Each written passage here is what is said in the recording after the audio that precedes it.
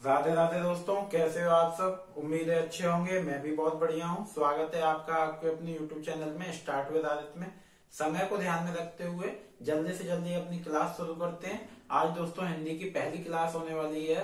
तो इसमें हमने सबसे पहले हिंदी का इंट्रोडक्शन, सिलेबस क्या क्या आएगा और पिछले बार जो एग्जाम हुआ है उसको सेट को एनालाइज करके आपके लिए कुछ डिटेल शेयर करेंगे। तो इसमें दोस्तों मैंने यूपीएसआई को मानक मान के एनालाइज किया है। तो चलते हैं जल्दी से बोर्ड की ओर। और एक और चीज दोस्तों, माफ करिएगा, गला खराब होने की वजह से अगर आवाज में कोई दिक्कत आए, कुछ दिक्कत हो बीच में, तो चलते हैं बोर्ड की ओर दोस्तों। तो यहाँ पे मैंने हिंदी को 5 भागों में बांटा है यूपीएसआई को लेके।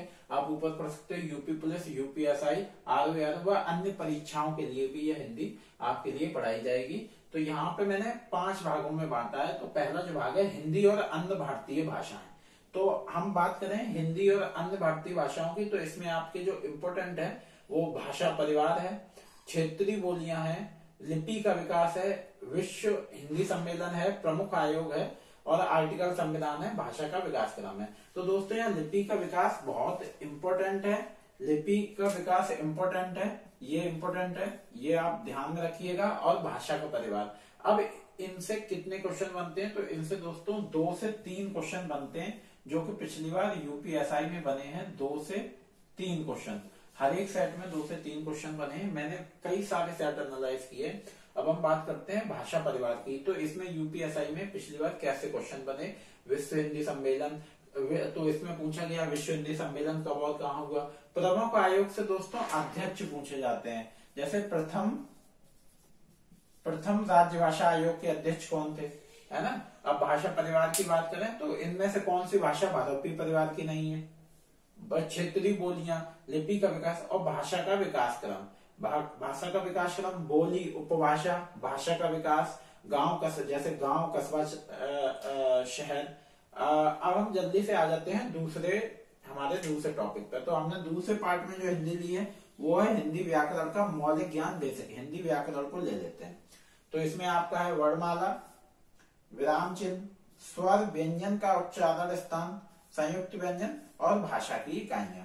अब ऐसा नहीं है इसमें कि हमने आपको वर्णमाला करा दी और विराम चिन्ह करा दिए और आपका साथियों ये पूरा हिंदी व्याकरण हो गया, हम ये बोल देंगे। नहीं, इसमें आपको हर एक टॉपिक बड़े आराम से कराया जाएगा और पूरा बेस से लेके उसके टॉप लेवल तक कराया जाएगा, ताकि आपका कोई सा भी एग्जाम हो जिसमें ये काम आ सके।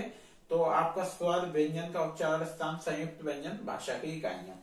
तो इसमें अगर हम बात करें दोस्तों, तो इसमें भी 2 से 3 क्वेश्चन आपके बनते हैं। पिछले जो 2021 का यूपीएसआई है उसको मानक मान के मैंने उसके सेट जो एनालाइज किए हैं, तो उसमें भी 2 से 3 क्वेश्चन बने हैं। तो आपको भी ये बात पता है कि यूपीएसआई में आपके 40 क्वेश्चन आते हैं हिंदी में, और यूपी पुलिस में आपके 36, 37, 38 क्वेश्चन आ रहा है, 37 क्वेश्चन आते हैं आपके उसमें।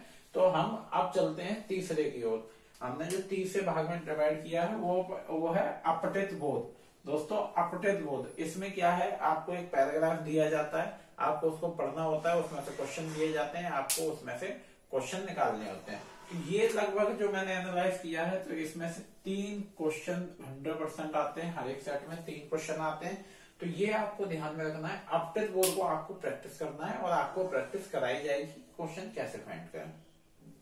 अब बहुत ही जल्दी मैं काफी जल्दी करा रहा हूं ताकि आपका समय बच सके। में से कुछ लोगों ने बोला भी कि सर थोड़ा आप स्लो बोलते हैं, तो थोड़ा फास्ट बोलिए। चलते हैं चौथे की ओर। तो चौथे में आपके ये सारे टॉपिक हैं, इनको थोड़ा ध्यान से देखिएगा। तद्भव तत्सम, पर्यायवाची शब्द, विलोम शब्द, अनेकार्थी शब्द, है ना। आपके वाक्यांश के स्थान पर एक शब्द, समकपि भिन्नार्थक शब्द, अशुद्ध वाक्यों को शुद्ध करना, लिंग, वचन, कारक, सर्वनाम, विशेषण, संज्ञा, क्रिया, काल, वाच्य, अव्यय, उपसर्ग, प्रत्यय, संधि, समास, मुहावरे एवं लोकोक्तियां, रस, छंद, अलंकार। ये सारे दोस्तों टॉपिक हैं। ये 1 डे 1 टॉपिक है, बहुत छोटे टॉपिक हैं। इन्हें कम टाइम में बहुत ज्यादा फोकस करना है। इनको हम 1 डे 1 टॉपिक, एक दिन में एक टॉपिक आपका कराया जाएगा। 1 डे 1 टॉपिक, ठीक है। एक दिन में आपका एक टॉपिक कराया जाएगा पूरा कंप्लीट। तो इसको देखे, ऐसा नहीं है कि आपको सिर्फ पर्यायवाची हमने करा दिया, विलोम शब्द करा दिए और तद्भव तत्सम करा दिया, अनेकार्थी करा दिए और बोल दिया कि पूरा आपका हिंदी का सिलेबस हो गया। ऐसा नहीं है, बिल्कुल बेसिक से टॉप तक कराया जाएगा और इनको बड़े अच्छे से कराया जाएगा। 1 डे 1 टॉपिक कराया जाएगा। इसमें दोस्तों आपके बने हैं हर एक सेट में, जो मैंने पिछले 2021 के यूपीएससी के सेट एनालाइज किए हैं, तो उसमें आपके इसमें बनते हैं 25 से 30 क्वेश्चन बनते हैं इन सारे टॉपिक से। और हर एक टॉपिक से, किसी भी टॉपिक से आप ले लो तो 1 से 2 क्वेश्चन बनते हैं आपके हर एक टॉपिक से, और पूरे 25 से 30 क्वेश्चन बनते हैं आपके इन टॉपिकों से। तो इनको बड़े आराम से कराया जाएगा, कम टाइम में फोकस के साथ कराया जाएगा। आपको भी इन पर फोकस करना है, समास, मुहावरे एवं लोकोक्तियां, ये सब कराया जाएगा। तो अब हम चलते हैं इसके 5वें पार्ट की ओर। तो 5वां पार्ट जो दोस्तों मैंने रखा है, प्रसिद्ध कवि, लेखक, उनकी रचनाएं। तो पहला आपका इसमें आता है गद्य पद्य की रचना, रचनाओं की विद्या, है ना। इसमें रचनाओं की विद्या आपकी आ जाती है। प्रसिद्ध रचनाकारों के उपनाम, अब प्रसिद्ध रचनाकारों के उपनाम में आ जाता है कि प्रकृति के सुकुमार कवि किसे कहा जाता है, तो इसमें सुमित्रा नंदन पंत हो गए। तो आपके ऐसे क्वेश्चन बनते हैं। अब रचनाकारों की विद्या में आप आ जाइए, है ना। तो इसमें आपकी रचनाकारों की विद्या में आपके आ जाते हैं उपन्यास, कहानी, है ना। तो ये सब चीजें पूछी जाती हैं। अब आ जाते हैं आप कवियों के काल में, तो उसमें वो पूछ लेते हैं आधुनिक काल के कवि कौन है, ठीक है, आदिकाल के कवि कौन है, ऐसे क्वेश्चन बनते हैं। और अब हम बात करते हैं पत्रिकाएं, प्रकाशक की। तो आपकी पत्रिकाएं पूछ ली जाती हैं कि कौन सी पत्रिका, ये कौन सी पत्रिका है, ये किसकी पत्रिका है, इसके प्रकाशक कौन है। अब हम बात करते हैं इम्पोर्टेंट पुरस्कार। ये बहुत इंपॉर्टेंट है, इम्पोर्टेंट पुरस्कार भी इम्पोर्टेंट है। इसमें हर सेट में इसमें से क्वेश्चन पूछा गया है। तो इसमें आपके वो पूछ लेते हैं भारत भारती, इम्पोर्टेंट पुरस्कार है आपके भारत भारती, है ना। और आपका इम्पोर्टेंट पुरस्कार क्या है, व्यास सम्मान, व्यास सम्मान है आपका। और इसमें एक आपका साहित्य अकेडमी,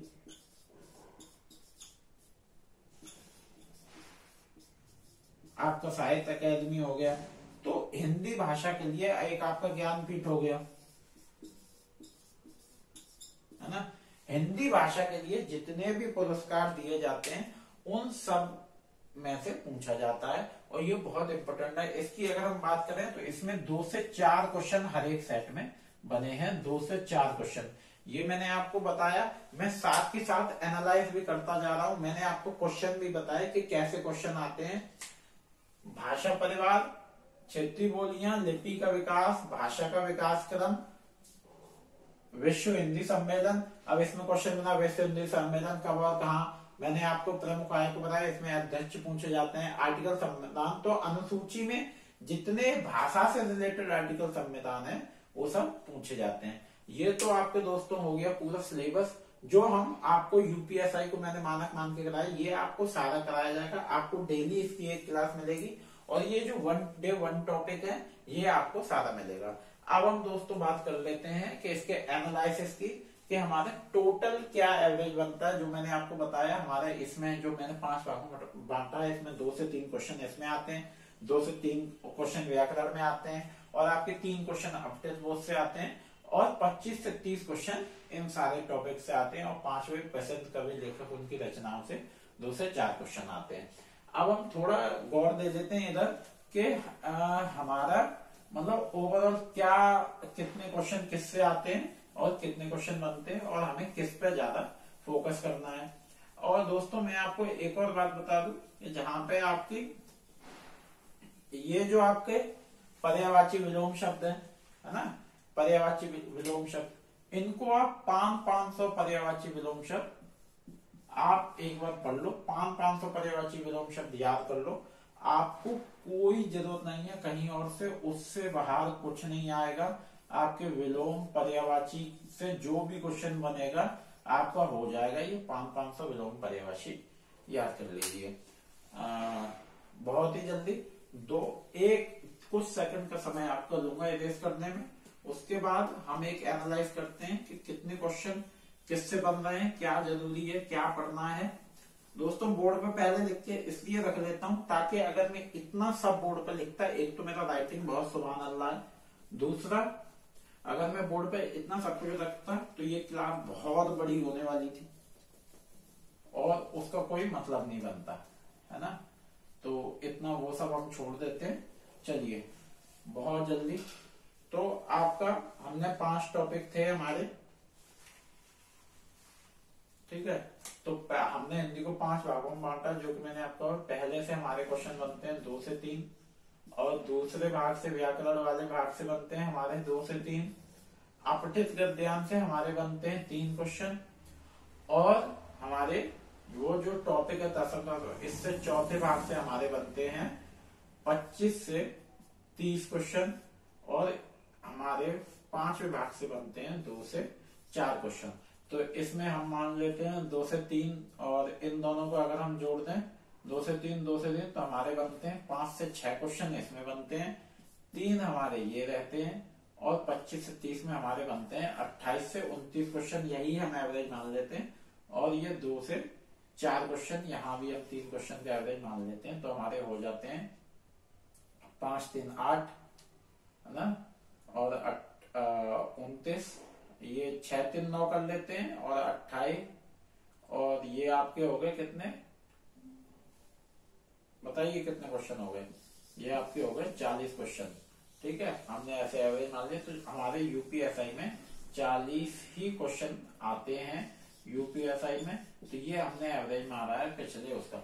और अगर हम कांस्टेबल की बात करें तो इसमें 37 क्वेश्चन आते हैं, आप एक आध क्वेश्चन इधर उधर कर सकते हैं, क्योंकि कोई भी किसी से कांस्टेबल में कम ज्यादा आ जाता है, लेकिन सिलेबस यही रहता है, हिंदी का सिलेबस नहीं बदलता है। तो ये आपका सेट एनालाइज है। ये मैंने दोस्तों काफी रिसर्च की, पिछले कुछ दिनों से क्लास नहीं आ रही थी आपकी कोई भी, क्योंकि थोड़ा गला भी खराब था, और तो तब तक मैंने सोचा क्यों ना आपका अच्छे से पूरा एनालाइज कर लिया जाए, पूरा पढ़ लिया जाए, उसके बाद ही आपको कुछ डिटेल प्रोवाइड कराई जाए। और ऐसे ही कल से आपको डेली इस एक टॉपिक से क्लास मिलेगी, और पूरा अच्छे से उसको कराया जाएगा, बेस टू टॉप कराया जाएगा। ऐसा नहीं है कि आपको जल्दी जल्दी उसको खत्म कराया जाए, पूरी क्लास बहुत अच्छे से कराई जाएगी। उम्मीद है कि क्लास आपको अच्छी लगेगी, और ये भी क्लास आपको अच्छी लगेगी। उम्मीद है ये सिलेबस आपको समझ में आया होगा। थोड़ा जल्दी जल्दी किया गया क्योंकि समय क्लास ज्यादा लंबी हो जाती है, तो उसको। और एक और चीज दोस्तों, अगर मैं कुछ कराता हूं तो उसको मैं बेस से पूरा डिटेल में जाके कराता हूं, तो इस चीज को थोड़ा कभी लंबी हो सकती है। उम्मीद है ये क्लास आपको पसंद आएगी। आप डेली क्लास आते रहेगी, तो हिंदी की क्लास के लिए जुड़े रहिए चैनल के साथ। और जीएस की भी दोस्तों आपके साथ क्लास जल्दी आने वाली है। जीएस की भी यूपीएसआई यूपी पुलिस के लिए क्लास आएगी। ओवरऑल संपूर्ण जीएस आएगी, लेकिन यूपीएसआई को ध्यान में रखते हुए मैं क्लास डालूंगा।